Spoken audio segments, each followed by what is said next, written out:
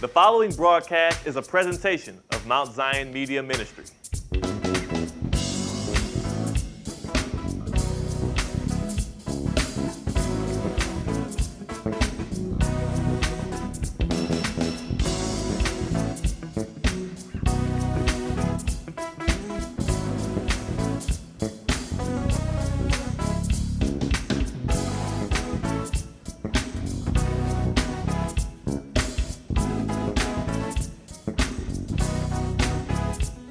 After Jesus was born in Bethlehem in Judea, during the time of King Herod, Magi from the east came to Jerusalem and asked, "Where is the one who was born King of the Jews? We saw his star when it rose and have come to worship him." When King Herod heard this, he was disturbed, and all Jerusalem with him. Now we skip down to verses 7 and 8 of Matthew chapter 2. Then Herod called the Magi secretly and found out from them the exact time the star had appeared.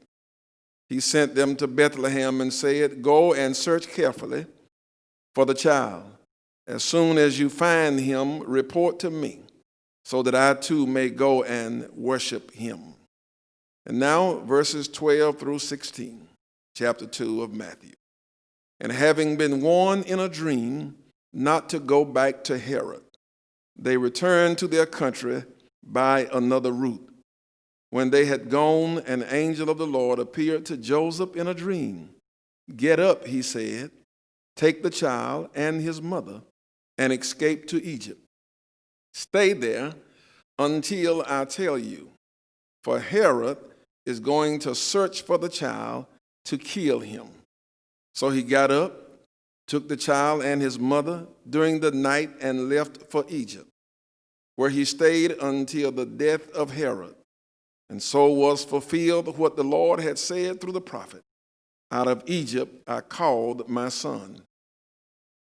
When Herod realized that he had been outwitted by the Magi, he was furious, and he gave orders to kill all the boys in Bethlehem and its vicinity who were 2 years old and under, in accordance with the time he had learned from the Magi. Amen. The reading of the word. Let me say happy Father's Day to all of the fathers who are under the sound of my voice, and I'm talking about every category of father, those who biologically contributed to the birth of the child, but then those who, by the gift and grace of God, provided that father figure for some child along the way. Can I get a witness in here? And so I say happy Father's Day to all of you. Now, the subject of this sermon today, a plea for a father's protection. A plea for a father's protection. And ushers, you may be seated. And again, in this plea for a father's protection, I'm talking to every category of father. Now, this particular text that I'm preaching from is usually reserved for the Christmas season. We preachers like this text, and you members like to hear this text around Christmas time as we celebrate the birth of Jesus Christ. But I am teaching it today because it is full of instruction for the times in which we live. And so if you will come with me with fresh eyes to this text, I will show you some things that maybe you have not seen in this way before. In this text, there is a king named Herod, and Herod is threatened. What's the threat, you ask? The threat to Herod in this text is a baby. Get that now. Herod hears about the birth of baby Jesus, and the text says that Herod and all of Jerusalem is disturbed. Herod, a grown man who's the king, who has power, who has privilege that comes with the position of being king, who has money, who has influence. Herod, a grown man who has all of that going for him, he is threatened by a baby. Why do you think that a man in his position would be threatened by a baby? Here it is. Here it is. He is not threatened by the present condition of the baby, but he is threatened by the baby's future. He is threatened by the baby's destiny, or should I say destination? Because the word is, he is born King of the Jews. And if this baby is allowed to grow, to become grown, Herod believes that at some point the baby will replace him.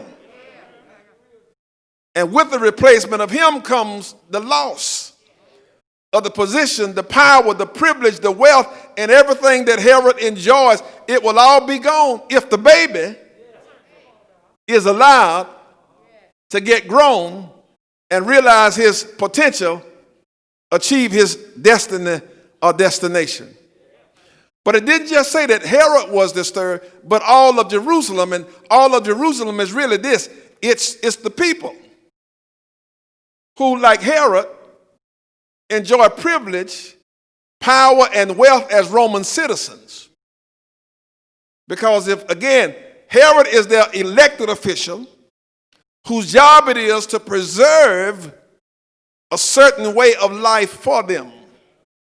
But if the baby gets grown and becomes king, there's fear that their way of life will be lost. And if I can get me a little bit more volume in these monitors, please, that would help me a whole lot. That their way of life would be lost. And so Herod is threatened, and the people who enjoy that kind of privilege with him, they are all threatened, not by the baby, but by the future of the baby. Can I tell you that most folk who are threatened by you, it's not your present situation that threatens them, but they've had a glimpse at your future potential. And the easiest way to stop you is to stop you in your infancy, to stop you while you're still a baby before you get grown. Before you get grown. Listen at how this text unfolds. And so he gets word that the baby's born, so he's threatened. Look at his response. He responds by becoming a threat to the baby. The Magi, the wise men who've come from the east to worship him. Herod hears that they are in town looking for the king, and so he seeks audience with them, and then he lies to them. He said, hey, fellas, when you find out where he is, come tell me, because I want to go worship too. Herod is lying. He has no desire to worship him. But listen at me, the Herods of the world have no problem telling a lie. Truth to the Herods of the world has no relevance at all. The only thing that has relevance is what they can say to help them achieve or accomplish their goal. But thank God that he's still God and sits on the throne. And so the Magi, they find Jesus and they worship him and they give the gifts. And then God warns the Magi, don't you go back and tell Herod anything. In fact, I need you when you go home to go home a different route, so that he won't be able to find you to get the location of the baby from you. And then, because God is still God and he's sovereign, and God knows the plans of the Herods of the world, then God goes to Joseph in a dream and says, Joseph, get up, get the baby's mother, and take both of them to Egypt, and y'all stay there until Herod is gone, because Herod is going to try to kill this baby. And I need you, Joseph, to protect the baby and the baby's mother from Herod. So he gets up and he does that, and then Herod gets word, and look how vicious he is. Herod says to his people, the people who follow him, since I missed the baby Jesus, and this is verse 16, he gives a command. When I learned about the birth, when I count backward, he would have to be somewhere 2 years or younger. And so that I don't miss him, so that I don't stop this baby before he gets grown, kill every baby boy that's born to a Jewish family. Because listen, because this way of life that Herod is preserving for himself and those wealthy and powerful, influential Roman citizens does not include the Jewish people. Just like I told you on last week, they were a hated class. They were the quote-unquote lower class. So it is in this text today. They are not a part of that class that Herod is concerned about. They are the class that Herod and the people he represents want to be marginalized. And so they have no problem killing all the boys just to get the baby. Pastor Simmons, I don't follow you. It's not Christmas. Why are you talking about this? Because if you take this text and lay it over the American context, it becomes clear. There's a Herod. There's a ruling class. They're the wealthy, the influential. There are people who have a way of life that they've been trying to preserve ever since the inception of this country. There are people who believe that this country belongs to them. And that everybody else who is here, like the Jews, are marginalized people, and we need to keep them in their place. But also, like the Herod and the people in the text who are disturbed by the announcement of Jesus, they also understand that if the marginalized people, and in particular today, if people of color would ever rise up and realize their full potential, if they would wake up and have the opportunity to pursue their destination, there's this threat that the way of life enjoyed by the Herods and his supporters in America will be done away with. And so what is their desire? We got to make sure that the baby never gets grown.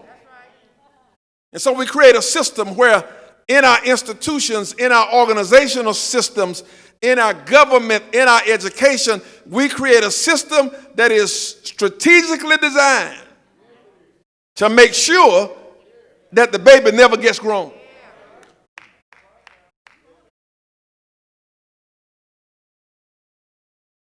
Can I just share with you that this system is built on lies, and you have to be astute. And let me just share one lie with you, but then in a moment I'm going to share a bigger lie.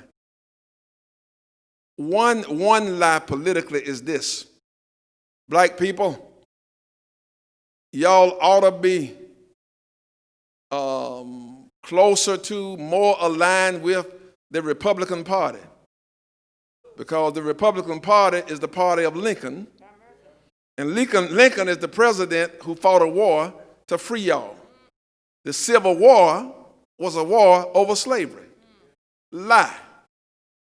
The Civil War was not fought over slavery, and Lincoln, who was a Republican, when he fought the war, it was not about freeing slaves. In his own words, my only interest is in preserving the Union. There are some southern states that are in rebellion, and my trump card to use against them to get them in line and not talk about succession is to threaten them with taking away slavery. And if the threat of taking away slavery keeps them in line, then we will do that. But I care nothing about slaves. I only care about preserving the union, which means I preserve a way of life that we think we are entitled to. So the next time the Republicans tell you that you ought to like them because they set your people free, tell them they're lying. And so what you see systematically across America and this violence against people of color and these organizational, institutional, systemic ways of trying to abort the baby or even kill the baby, it's about maintaining a way of life. It didn't work for Herod and his group. And if we learn from the text today, it won't work for this new Herod and his group. Can I get a witness in here? All right, come close to me in your mind, fathers. And again, these are fathers of every hue now. What was God's response when Herod made a move on the baby? It was to empower the father to protect the baby. And fathers, I am saying to you today on Father's Day that God's plan is still the same. He has empowered fathers to protect the babies. He has given fathers the responsibility to protect the children and the family. We can't give that away. You can if you want to, but God still holds us accountable. And anybody who knows me know that I don't have anything against women and equal rights. And when a woman has to stand up and do it, baby, stand up and do it. But it was God's initial plan for the man to stand up and be the protector of his family and his children. And so men, I'm appealing to you. I know some of you are already on it. Some of you are on your way to it, but I'm appealing to all of the men, all the fathers of every kind now, not just your biological children. But let's recommit ourselves in this time when those who feel threatened by us are trying to kill us. And not just trying, but doing it. And they've been doing it for a long time. So, what do you mean, Pastor? Figuratively, they've been killing us. They've been killing us. They've been killing us. How have they done it? Here's the first line of attack. Figuratively, they have killed us by robbing us of our identity. Brought you to this country, gave you a new name, tried to wash out of your mind and psyche any kind of history you had, distort it, and then create a false narrative for you about who you are. And can I tell you that from the moment you were born, there's this effort to strip you, people of color, of your true identity. And you got to be wise to the schemes of the world. And so, listen. So people have this way of manipulating stuff. And one of the ways they do it is through data. And so when you're born, they start collecting data on you. And then they manipulate that data to create an identity for you. And so, for example, when you're born, they start collecting data. They want to know about your parents. And so you say mother. And then you say father. And if you put a father's name down there, then the data says you come from a two-parent household. If you don't put father down there, or the father's not in the house but signs it, then you got a different kind of household. You become a single parent. And then they identify you as having a flawed, broken family. They want to know your social standing, your economic standing, your psychological standing, and your environment. And then based on all those factors, they put the data together, and then they start slapping labels on you. And you're no longer a person. You're no longer just a name, but you're all these labels. And then after you're born and they don't put all these labels on you, and then you go to school to the next system, and then once again there are tests, and there's this and there's that, and all of that is designed to put a label on you. And listen, none of these labels are designed to be favorable, but to attach some kind of stigma to you to rob you of your true identity. You want to know why? Because if I can redefine you, I can redefine your destiny. Because your future is tied to who you think you are. If I think I am somebody, I'll be somebody. If I think I'm destined for greatness, I'll be more inclined to pursue that. But when all you've told me is that I'm a nobody destined for nothing, that's what takes over my psyche. Well, let me show you something that was true for Jesus and is true for us. The text says he was born king. Let me see if I can break that down for you. What he's saying is that Jesus was more than the product of his mama and daddy's DNA. Yeah, mama contributed, daddy contributed, and you can say certain things about him because of who his parents were. You can say certain things about him because of his socioeconomic status, which was this. Let me give you his data. He was born to a single mother. Because you do know Mary and Jesus was not married when she got pregnant, right?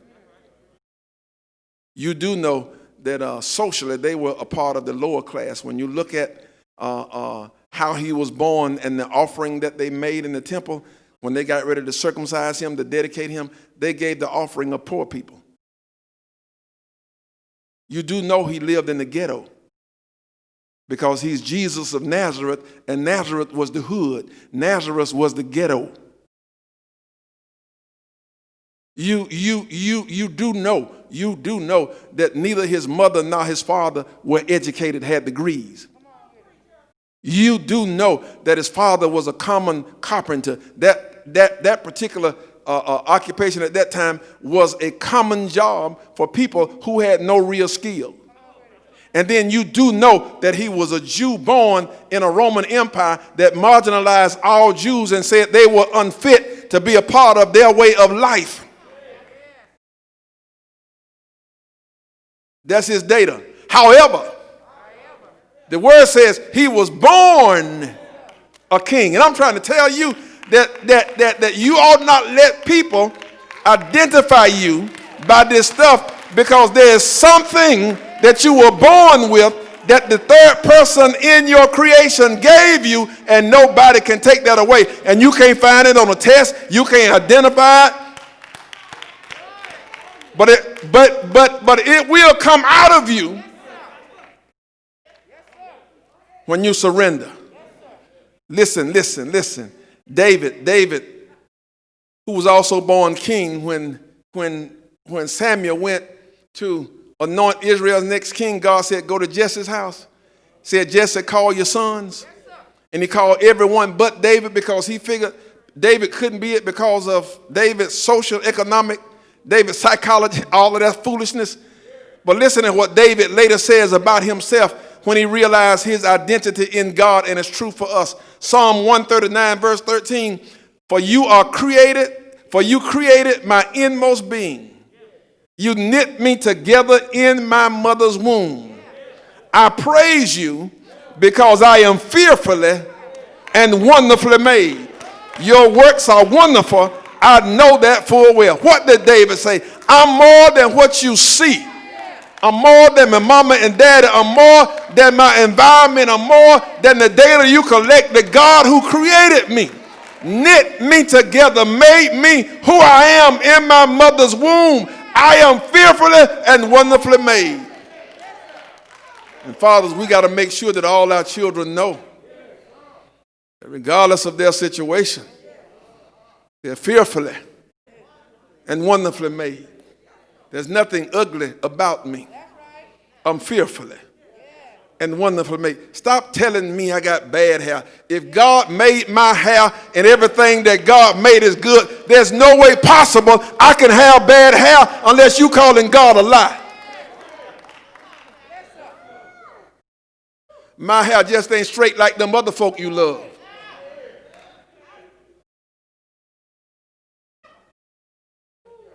Jeremiah, who thought he wasn't fit to be a prophet, God says to him in Jeremiah 1:4, this is what it says about him. The word of the Lord came to me saying, before I formed you in the womb, I knew you. Before you were born, I set you apart, and I appointed you as a prophet to the nations. Can I tell you what I just said? There's some work God got for you. God didn't wait for you to get the degree. God didn't wait for you to get grown. God appointed you to that position in your mama's womb. And somebody else may be there now, but when God get ready, they got to move.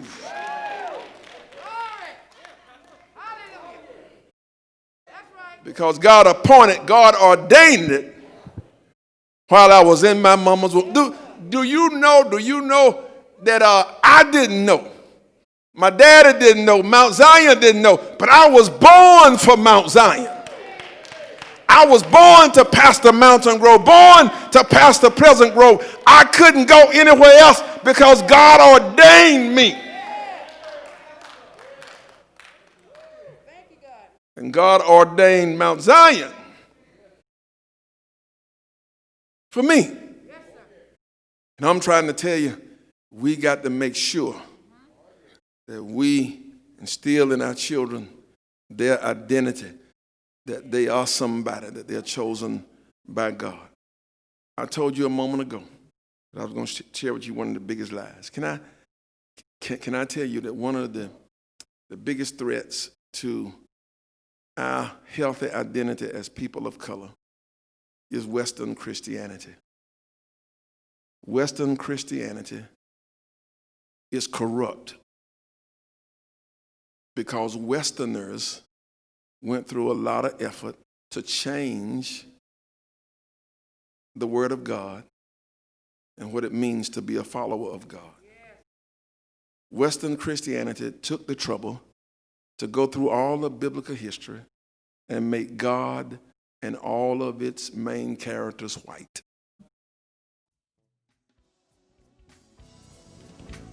When that is a lie. And they sin in that the Bible clearly forbids any images to be made of him. But they went and made the image and made him a white boy with blue eyes and long hair.